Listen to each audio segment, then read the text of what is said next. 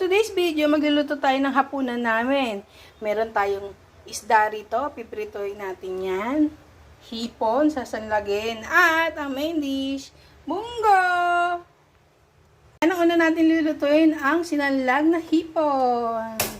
Hapuyan natin. Yan, tapos kaunting halo lang. Saglit lang ito maluto. Yan.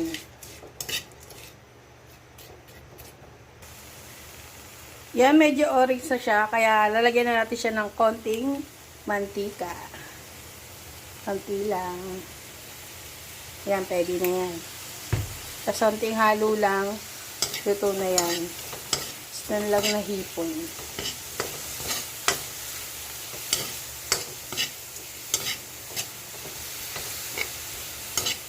Yan, halo lang ng halo.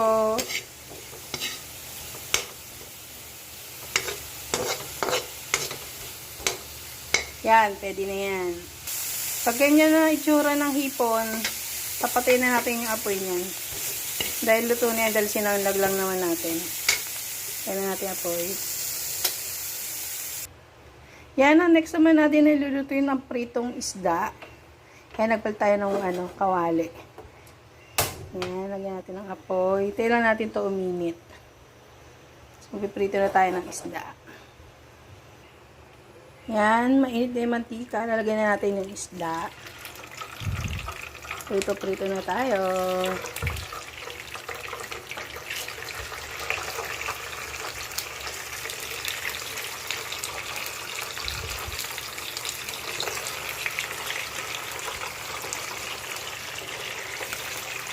Yan. Yan, luto na yung mga prito ko.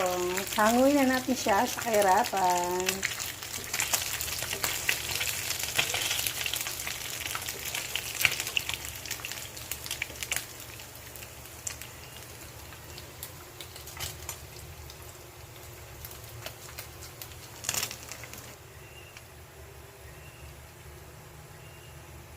Yan, after natin magprito, inugasan ko lang yung pinagpritohan.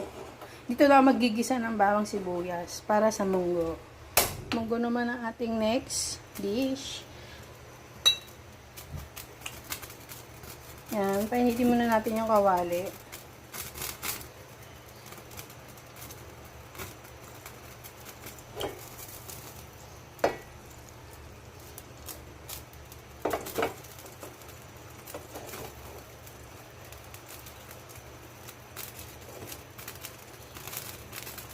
Yan.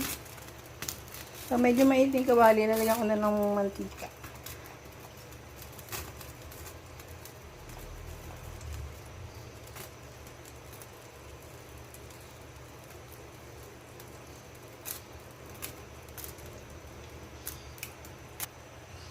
Yan, nalagay ko na nga yung sibuyas.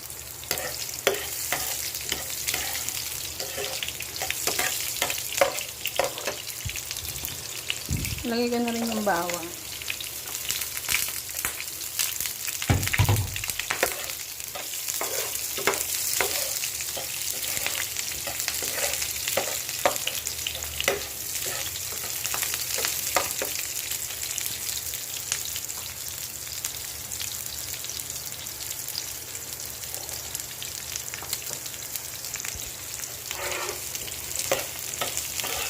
Yan, pag medyo nag-aroma na siya, ilalagay ko na rin yung ibe.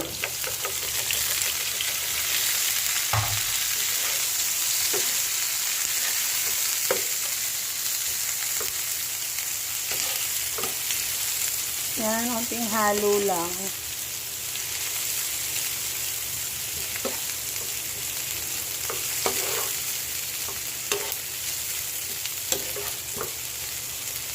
Tapos i-set aside ko lang to para isasalin ko na siya sa pinalambot kong munggo. Ito na yung pinalambot kong munggo kanina. Sasalin ko na dito yung ginisa kong bawang sibuyas sa kayong hibe.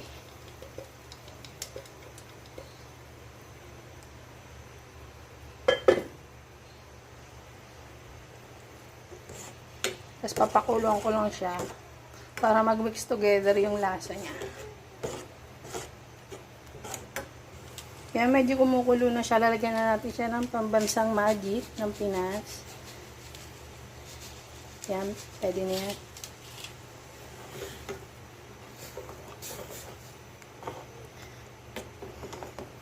Magic lang nilagay ko guys dahil malasa na yung magic. Saka yung ano, yung pinatayong hipon malasa na to.